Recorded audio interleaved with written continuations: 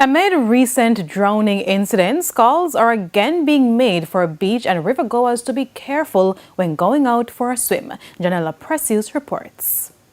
To beat the heat, many Jamaicans turn to rivers, pools, and beaches for some much-needed relief. But while a dip in the water can be refreshing, it can also turn deadly. Data from the National Environment and Planning Agency NEPA shows that between 2020 and 2024, rivers and ponds consistently recorded the highest number of reported drowning deaths. There were 15 incidents of drowning in 2020, 14 in 2021 and 2022 respectively, and 12 in 2023. That number rose to 19 in 2024, the highest over the 5-year period.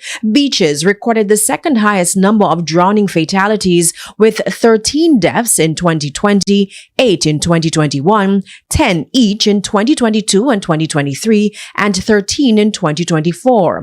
Drownings in pools, however, remained comparatively low.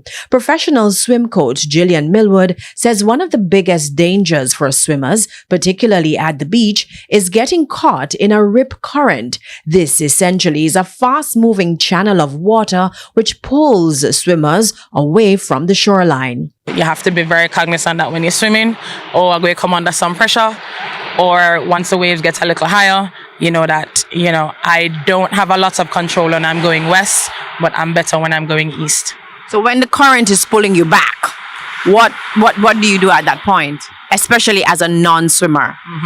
So first of all, just don't go in there. With that in mind, she's urging swimmers to never underestimate the water. If you go to a beach that doesn't have lifeguards or markings, I strongly encourage people to do their research on what beaches have labels. I think this is why the UDC went through so many pains for Fort Clarence to make sure it's fully organized, fully set up with lifeguards and markings and everything. If you go to the grill, that whole stretch has all the buoys along the line, so you can see what's happening. You can see clear out there. Once it starts to drop off in terms of the land under the seafloor, it starts to fall down. That's where you see that they put a limit. So if you absolutely can't go without going to the beach, do your research. Find the beaches that put you in a less, adventurous state, right? Where you have to go guess and spell, how deep it is, where the drop-offs are. A lot of the South Coast beaches have a quick drop-off going down. So if you're walking out, you say, so nice. And then all of a sudden you fall down, right? But beyond the dangers posed by rough seas and rip currents, there is a broader concern that too many Jamaicans simply do not know how to swim. It concerns me because I've always been a big advocate of more facilities. You have more facilities right throughout Jamaica. What you're doing then is inviting others to come in to learn, but you want to do it in the proper way. Rivers and beaches are fine if that's what you have access to, but then you typically find an arranged system at a pool or a facility where there are coaches there that are certified as coaches, certified as lifeguards, so they know the protocols and the safety measures to take when teaching.